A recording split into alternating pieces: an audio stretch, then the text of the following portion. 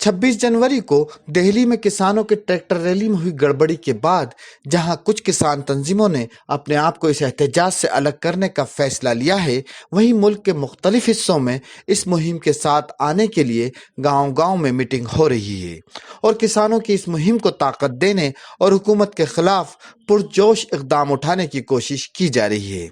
इसी सिलसिले में आज बिहार के तारीखी शहर मशरक़ी चंपारण के जनेरवा गांव में भी एक अहम मीटिंग मुनक्किद की गई, जिसमें दिल्ली में चल रहे किसानों के एहतजाज का साथ देने और मरकजी हुकूमत के बनाए हुए कवानीन की मुखालिफत के लिए अपना प्रोग्राम किया गया। साथ ही किसानों के इस एहतजाज में शहीद हुए किसानों की कुर्बानी रायगा नहीं जाए, इस बारे में भी गुफ्तगू की गई।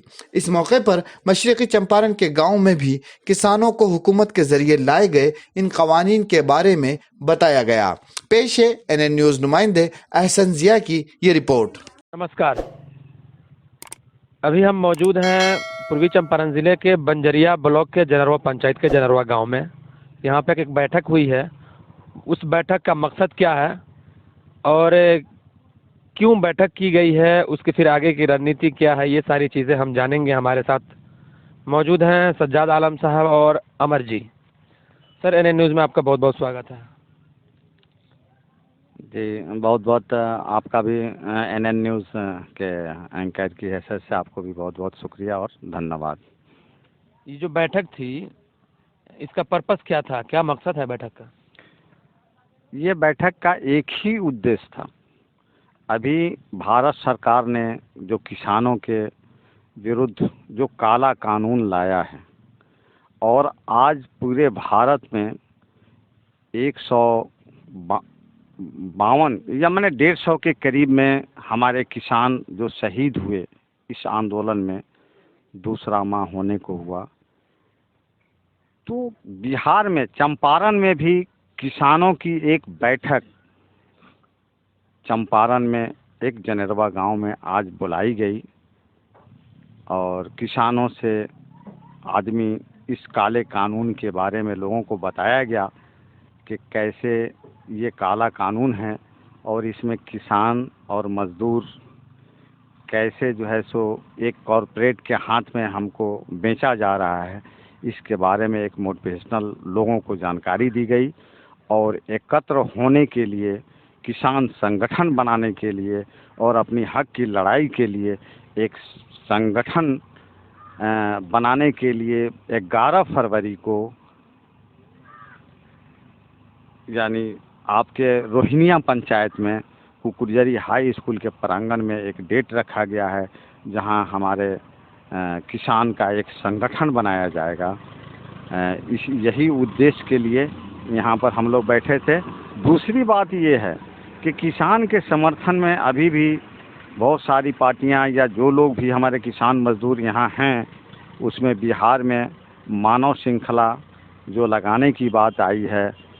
एक दूसरा उद्देश्य ये भी था कि अभी इस कार्यक्रम को 30 तारीख को 12:30 बजे एक गांव से दूसरे गांव के जोड़ने के लिए भी लोगों को मोटिवेट किया गया कि नहीं, आप मानव श्रृंखला को कामयाब करें और हम किसान की जो आंदोलन है इसमें जो है सो हम एक दूसरे को समर्थन करें और तभी हम मजबूत हो सकते हैं।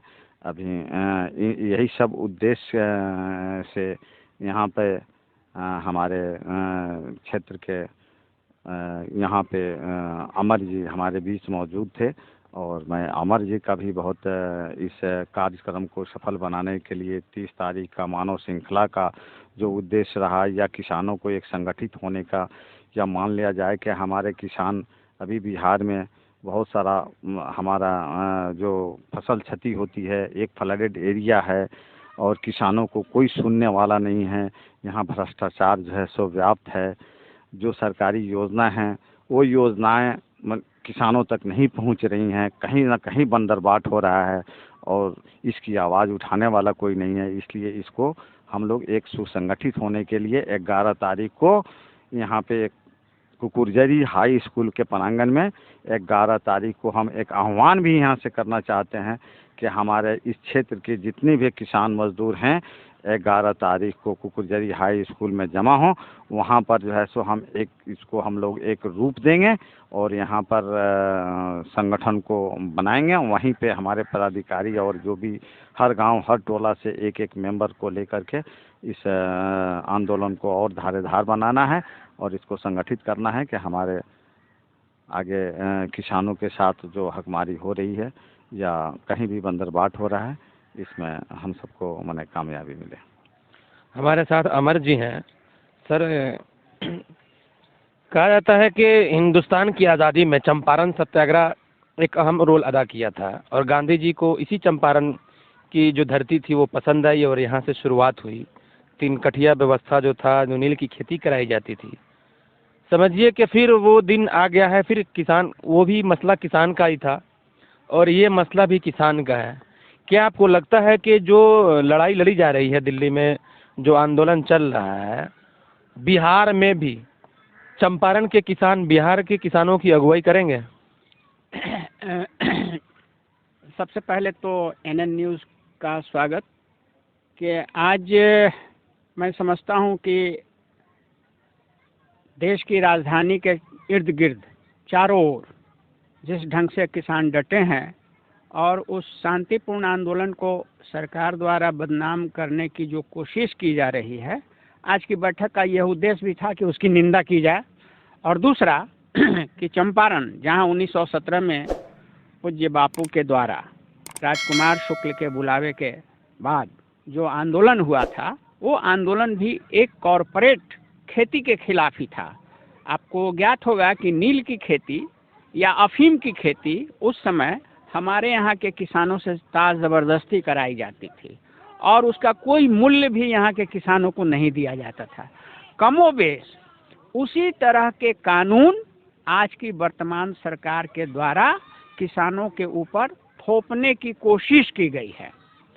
इसलिए हम चंपारण से एक ऐसा सशक्त आवाज़ किसानों का उठाना चाहते हैं जिससे कि भारत की राजधानी दिल्ली के इर्द गिर्द चल रहे किसान आंदोलन तक हमारी आवाज़ जाए और ये आवाज़ इतना मुखर हो कि दिल्ली सरकार की कानों तक भी पहुँचे और उसे बाध्य होना पड़े ये तथाकथित जो काले कानून हैं उन्हें वापस लेने के लिए। उस दिशा में आज हमारी पहली तैयारी बैठक थी और व्यापक बैठक के लिए हम लोगों ने 11 फरवरी का दिन मुकर्रर किया है। 11 फरवरी को यहीं हम लोग बैठेंगे और उसमें आगे की रणनीति पर हम लोग चर्चा करेंगे। धन्यवाद।